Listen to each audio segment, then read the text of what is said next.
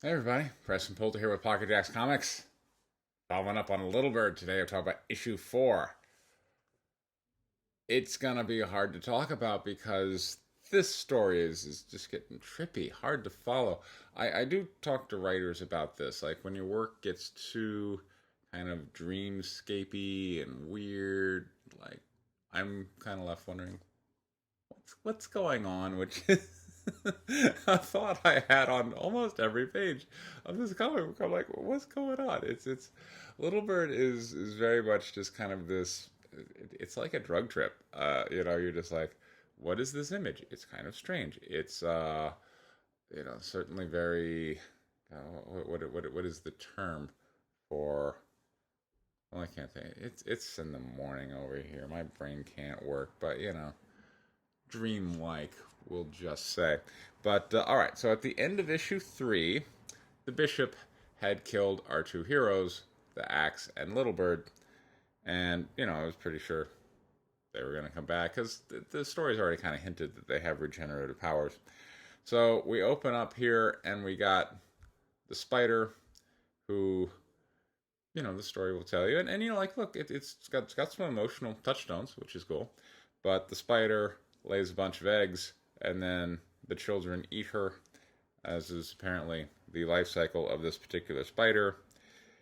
And then we go to Elder's Hope, which is where the good guys are staying, and we have a refugee crisis there. I don't know why. I don't know. I don't know where these refugees are going, um, or who's shooting at them. I don't know. Like I'm not intentionally misunderstanding this comic. I do my best.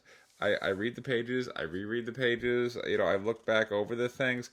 I invest so much time in reading these kind of trippy social justicey comic books because they don't make themselves quite plain. But all right, so we got a refugee crisis in Elder's Hope, and then Little Bird is having this dreamscape vision where Little Bird sees the mommy Tonto, who's got two kids, and then the bishop shows up, and Mommy Tonto has to run away, and she drops one of the babies, who apparently is like Little Bird's brother. To my knowledge, has never been given a name. It's just Boy in Mask, so I'll just call him Boy in Mask. And then Little Bird wakes up from trippy vision, and he's hooked up to all kinds of instruments. I guess they brought him back to life. If they brought him back to life, why did the bishop kill him? I don't. It, these are many questions you gotta ask, but for some reason. All right, and then let's see. We got. All right, so then we got the people are unhappy in Religious City. I don't know why. Back in issue 1, everybody kind of seemed to be falling in line, but now in issue 4, the people are restless. They're losing their faith. The bishop's giving sermons, and the people are openly yelling at him, which that doesn't sound like any totalitarian state I've ever heard at. Usually, if Hitler or Stalin is giving a speech, everybody in the audience is like, "Yay!" They're not like yelling, or at least if they are yelling, they're not going to last long. But for whatever reason, in this totalitarian state, the people are unhappy. They become disenchanted with Jesus. And then we got Little Bird, who kind of goes on this quest to find the boy in the mask. I don't know why. But we find the boy in the mask, and then the boy in the mask is like, hey, so Little Bird wants to see Little Bird's mom, so the boy in the mask takes him to see this vat, which I guess is saying, and again, there's so many things I'm just having to speculate at. So there's a vat, and he's like, why did you bring me to a vat? But then the bishop shows up, and the bishop is like, time to die. I'm like, didn't you just kill Little Bird last issue and then bring him back to life? Why are you killing him again? How many times are you gonna kill someone?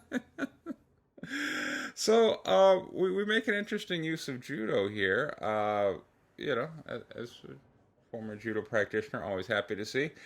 We got the bishop, boom, pinning Little Bird to the wall by a neck, but Little Bird spins around the arm and breaks that. Now, one thing I can say, this is not realistic because the placement of the the fulcrum on the elbow joint would not allow you to actually apply.